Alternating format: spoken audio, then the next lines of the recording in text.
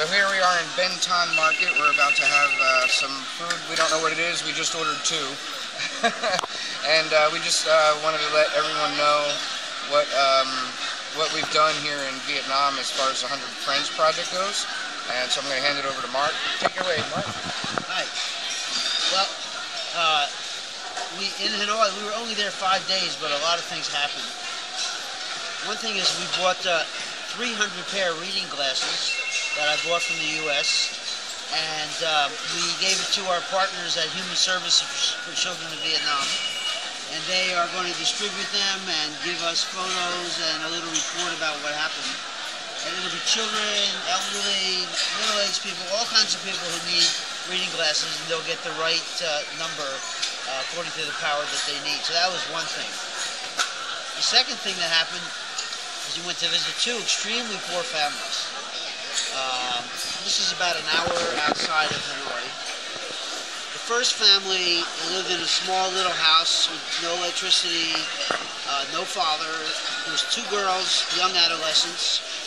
One girl had to walk about 8 kilometers or about 6.5 miles each way to school, so we got her a bicycle. The second thing is 100 Friends has been supporting this family for the last 2 years, and they've been in the rice scholarship program, which means they get about 50 kilos of rice every month, and then $50 a year for school fees. $50 a year, wow. Per girl, yeah. So, but that's not enough.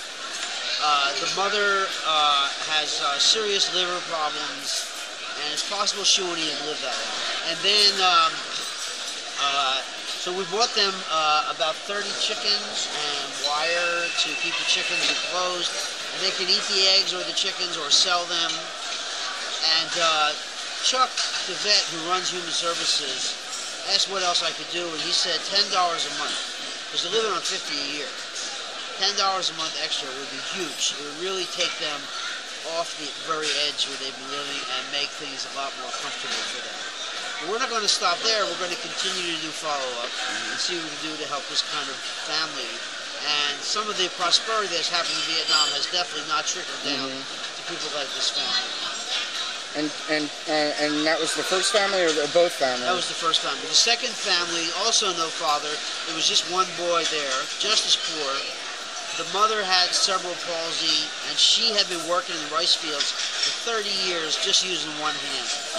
They're usually contract workers. They work the land, and they get a piece of part of the harvest. Right.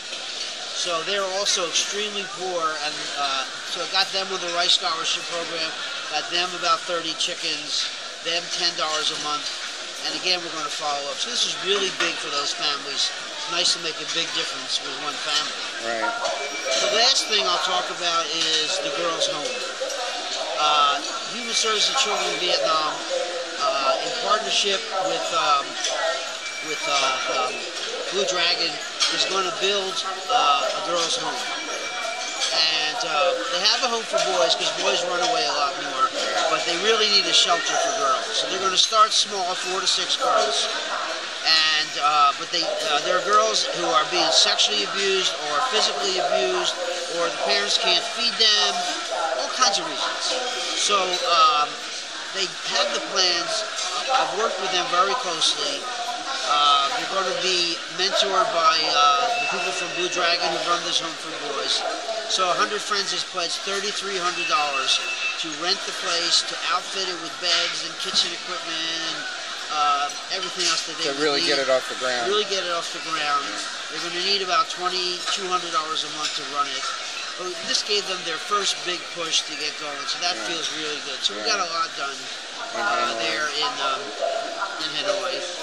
And now we're in Saigon headed to Cambodia. Yep. What a trip.